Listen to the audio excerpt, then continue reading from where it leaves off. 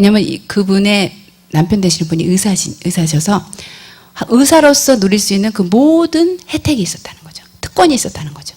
어느 소셜 라이프에 가서도 그것을 누릴 수 있었다는 거죠. 하지만 자신을 한 번도 의사의 아내라고 생각하지 않고 살았대요. 그리스도의 신부다. 예수님의 신부다. 예수님의 고난받는 신부다. 그렇게 생각하면서 항상 사셨다는 거예요. 그래서 우리는 그런 게 있지 않습니까? 어떤 지위가 있는 곳 옆에, 높은 지위에 있는 사람 옆에 가서 친하고 싶고, 예. 왠지 그러고 싶은 그런 마음들이 다 있잖아요. 왠지 뭔가 갖고 있는 사람 옆에는 더 가고. 근데 그런 걸 다 내려놓는 것입니다. 그리고서는 그분이 늘 주위에 있던 사람들은 이렇게 백수들, 예. 그리고 뭔가 어려워서 이렇게 전혀 열등감에 막 찌들려 있는 사람들, 예. 그리고 힘들어하는 사람들, 그런 사람들 옆에 있으면서 그들을 도왔다는 거예요. 그들의 친구가 되었다는 것입니다. 예. 그래서 자신의 어떤 가졌던 그 특권을 다 내려놓고, 그리고 그분은 어떤 적금도 한 번도 든 적이 없대요.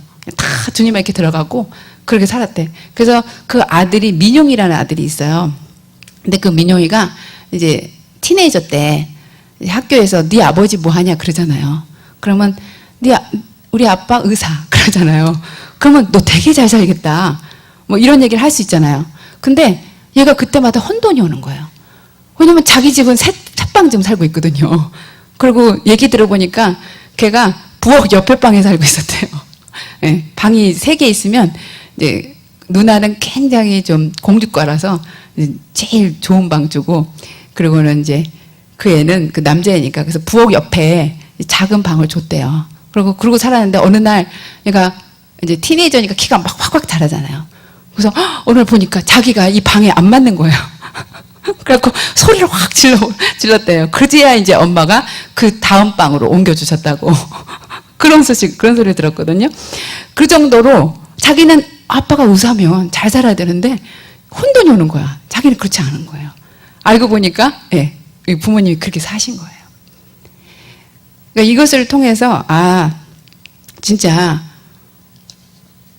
어떠한 우리가, 사역자로서 헌신된 그런 어떤 풀타임 사역자로서의 그 헌신된 삶도 있지만 우리가 평신도로서도, 예, 우리의 모든 것을 왜냐하면 풀타임 사역자는 풀타임으로 주님한테 헌신돼 있고 평신도는 그러지 않아도 되는 거로 우리 이런 이상한 이론이 있지 않습니까? 근데 우리 주님 앞에서는 다 우리가 풀타임 사역자입니다. 우리의 삶이 그대로 완전히 주님에게 완벽하게 전폭적으로 헌신돼 있어야 됩니다. 절대로, 예, 풀타임으로 지금 사역자가 아니라 그래서 덜 헌신해도 되는 것이 아닙니다. 그렇죠? 잘못 가르쳤죠? 예. 그냥 그 수준에서 살아도 된다. 그것이 아니에요. 그 역할이 다 다르지만 하나님의 그 헌신, 그것은 동일한 것이에요. 그래서 우리가 굉장히 우리 자신을 깨트려야 돼요. 예, 우리를 깨트리고 우리 자아를 깨트리고, 그럴 때 로마서 8장이 열립니다. 그래서 로마서 8장에서는 극렬한 대조를 이루면서 그러므로 그리스도 예수 안에 있는 사람들은 절대로 정죄받지 않습니다.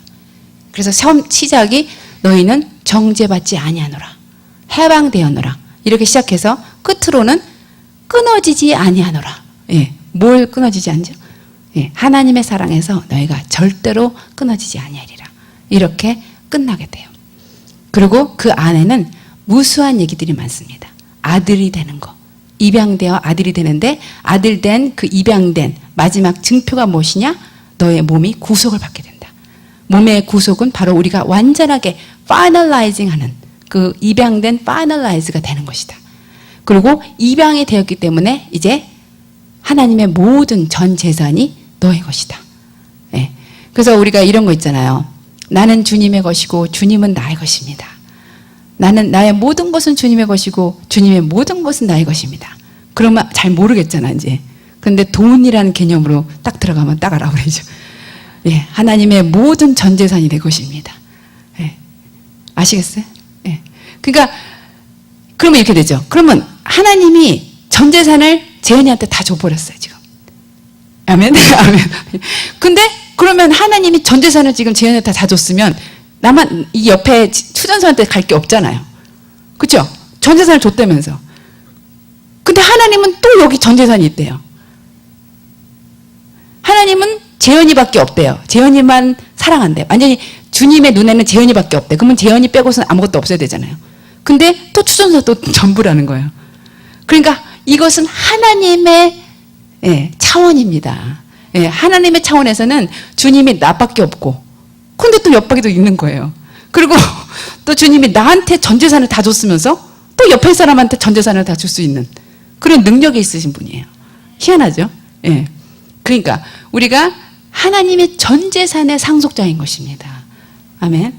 여러분, 하나님의 전 재산이 내 것인데 여기서 잠시 잠깐 궁핍하다고, 잠시 잠깐 환난을 받는다고, 잠시 잠깐 무시받고 멸시받는다고 그것이 뭐 그렇게 큰일이 돼서 이것을 알게 되면 우리가 이 세상을 초계같이 버릴 수밖에 없게 되는 것입니다.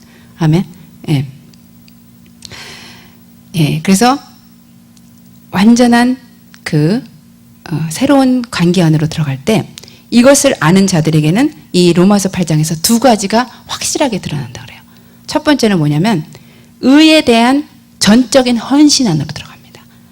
그래서 여기서 보면은 하나님의 영으로 인도함을 받는 사람은 누구나 다 하나님의 자녀고, 그리고 하나님의 의에 순복합니다. 그래서 하나님의 생각, 그 생각은 평안, 생명과 평안, 그 안으로 들어가게 된다. 그래서 로마서 8장의 사람들로 우리가 들어갈 때 우리는 이제 의에 대해서 전적인 헌신하는 자가 됩니다. 그거 첫 번째고, 두 번째는 하나님의 자녀가 되었기 때문에 이제 전적인 박해에 노출됩니다. 멸시와 첨대, 그리고 위험과 기근과 공고와 환난이 우리 앞에 놓여있다고 말합니다. 그래서 끊을 수 없으리라가 나오는 거예요. 그 하나님의 사랑이 그 모든 것, 어떤 것으로도 그 하나님의 사랑에서 우리를 끊을 수 없다. 그래서 우리가 하나님의 나라에 들어가려면 많은 환난을 겪어야 돼요. 그것은 아가서에서도 홍수도 멈출 수 없는 사랑이라고 그러죠. 홍수도 멈출 수 없는 사랑이 우리 안에 있기 때문에 그 사랑을 사실적으로는 드러내 보이려고 이러한 박해들이 우리에게 오는 것입니다. 그래서 우리 안에 있는 그 사랑과 우리 안에 있는 기쁨이 어떠한 사랑이고 어떠한 기쁨인지를 드러내는 거예요. 데몬스트레이트 하는 것이에요. 그래서 여러분, 부부싸움 하고 났는데도 기쁜 거예요. 부부싸움 막 했어요. 근데 막 기쁨이 막 솟아올라. 누구한테 무시를 확 당해버렸어요. 근데도 돌아서서는 막 기쁨이 일어나는 거예요. 왜냐면 이것은 형용 못할 기쁨이거든요. 이거는 멈출 수 없는 기쁨인 거예요. 아셨어요? 막 우울했었는데, 우울증에 갑자기, 어떤 우울한 말을 들었어버렸어요. 근데도 갑자기 기쁜 거예요. 여러분, 이런 전적인 이 두 가지 얼굴을 가지게 되는 것입니다. 우리 안에 있는 기쁨이 어떠한 기쁨인지, 그거를 하나님이 드러내시려고 문제를 주시는 거예요. 그래서 마지막 때 엄청난 환난이 있다는 것은 엄청난 기쁨이 보여진다는 것입니다. 엄청나게 그것을 이길 만한 환난이 전혀 아무것도 아닌 그러한 것들을 우리에게 부어주셔서 그걸 드러나게 한다는 것이에요. 하나님은 뭐가 있냐면 과시욕이 있어요. 하나님의 그 엄청난 그 신령한 복들을 과시하려고 그래요. 그래서 바로 왕에게도 하나님의 그 엄청난 그 능력을 과시하려고 그 바로를 10번이나 왕고하게 만들지 않습니까? 내가 이 정도다. 이렇게 하려고 그렇게 하시는 것이에요. 그래서 여러분, 오해를 받아도 기쁜 것이고, 멸시를 받아도 기쁘고, 어떤 말을 들어도 기쁘고, 절대로 넘어지지 않는 오뚜기 같은 그런 자가 되는 것입니다. 그것이 우리의 그 사랑이에요. 그래서 강한 사랑, strong love. 그래서 성경에서는 너희가 그 사랑이 터가 굳어지고 뿌리가 박히기를 원하노라.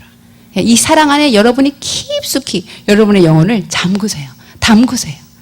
그 뿌리가 깊숙이, 그 여러분의 사랑이 그 깊숙이 뿌리가 박혀서 아무것도 여러분을 흔들지 못하도록 그렇게 하십시오. 절대로 하루 이상 안 넘기도록, 어떤 일을 당해도 하루 이상 안 넘기도록.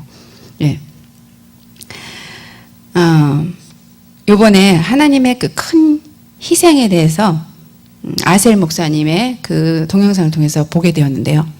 그분 자체가 메시아닉 주고 그분이 유대인이기 때문에 이분이 그 하나님이 이스라엘을 버린 것에 대해서 얘기할 때 어떻게 보면 더 절절하게 다가오는 것 같아요. 우리가 그냥 하나님이 이스라엘을 버렸어 이거하고 정말 자신이 이스라엘 사람인데 하나님이 하나님의 아들을 희생한 것처럼 이스라엘도 하나님의 가족인 이스라엘도 버렸다는 것을 얘기할 때 더 절절하게 우리에게 다가오는 것 같아요. 근데 그것을 듣는데 제가 하나의 퀘션이 있었던 분이 있었어요. 그분이 누구냐면 박보영 목사님이라는 분입니다. 근데 이 박보영 목사님은 은혜를 엄청나게 받으신 분이에요. 예, 원래는 목사님의 아들이셨지만 방탕한 생활을 하고 전혀 주님을 모르다가 이제 40대에 이제 암도 걸리시고 또 부인도 떠나버렸어요. 그런 엄청난 그 환난 가운데, 그 곤고함 가운데 주님을 만나게 되었는데, 우리 목사님이 이 박보영 목사님을 얘기할 때 어떤 말을 한번 하셨냐면, 이분이 그렇게 어려운 가운데 주님을 확 만나고 나서, 엄청난 은혜를 받고 나서는 한 번도 뒤돌아보지 않았다. 예, 그래서 주님께서 어느 날 그분이 기도하는데 너는 한 번도 뒤돌아보지 않았다. 그 얘기를 하셨대요. 그럴 때 우리 목사님이 그 얘기를 하실 때 참 감동이 왔어요. 우리가 이 길 끝에서 주님을 만나는 것을 확신하지요. 예, 우리가 이 길 끝에서 주님을 만날 것입니다. 예, 그렇지만 이 길 끝에서 주님을 만나는 걸 알면서도 뒤돌아보잖아요. 왠지 힘드니까, 왠지 뭔 또 다른 길이 있을까 봐 우리가 옆으로 고개를 돌리고 또 뒤를 돌아보는 그런 우리들이잖아요. 그런데 이 목사님은 한 번도 뒤를 돌아보지 않았다. 그것에 굉장히 감동을 받았어요. 근데 이번에 제가 또 어떤 얘기를 들었냐면 이분이 아들이 중학생 때 이제 거리 아이들의 사역을 시작해서 아들을 할머니 집에 맡겼었나 봐요. 그런데 이제 아들이 커서 대학생이 돼서 이 거리 아이들 사역에 이제 아들이 방문을 했어요. 근데 이 거리의 아이들을 우리 박보영 목사님은 정말 자식처럼, 예, 아이들이 남자애도 있지만 여자애도 있거든요. 근데 정말 자식처럼 그렇게 사랑해 주시고 그렇게 사역을 하신 분이에요. 근데 피는 못 속인다고 그때 생자인 아들이 왔을 때 그 거리의 아이들의 입속에서 어떤 말이 돌았냐면, 커봐, 목사님도 어쩔 수 없어. 목사님의 아들한테는 다르게 대하잖아. 그런 얘기를 아이들이 하게 된 거예요. 그랬을 때 박보영 목사님이 찢어지는 마음. 나는 이 아이들을 정말 내 자식처럼 키우고 싶은데 내가 어느새 내 아들에게, 내 친아들에게 눈길이 달랐고 말하는 것이 달랐고 그렇기 때문에 저 아이들이 저렇게 소외감을 느꼈구나. 그래서 어떻게 했냐면 이 아들한테 너는 더 이상 다시는 이곳에 오지 마라. 다시는 이곳에 오지 말라고 그렇게 어떻게 보면 내쫓았어요. 그랬을 때 아들이 크게 상처를 받았습니다.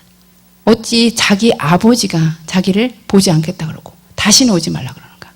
그래서 그 아들이 상처를 깊이 받고 예수님도 부인하고 그리고 이제는 아버지랑 이렇게 상처받고 안 보겠다. 더 이상 자기도 안 보겠다. 그런 식이 돼버렸다는 거예요. 여러분 이 얘기를 들을 때 여러분의 마음에 그건 너무하잖아. 그 목사님 그건 너무하잖아. 어떻게 친아들한테 그럴 수 있어. 그리고 여러분이 찬성이든지 반대든지 그런 마음이 드러나실 거예요. 그렇죠? 근데 그것이 옳고 그름을 떠나서 제가 이번에 그 아셀 목사님의 그 설교를 통해서 하나님이 바로 우리에게 한 것이 그거다. 아들을 아끼지 아니하였으며 또한 이방인들을 위해서 자신의 가족 같은 이스라엘 민족을 버리신 것입니다.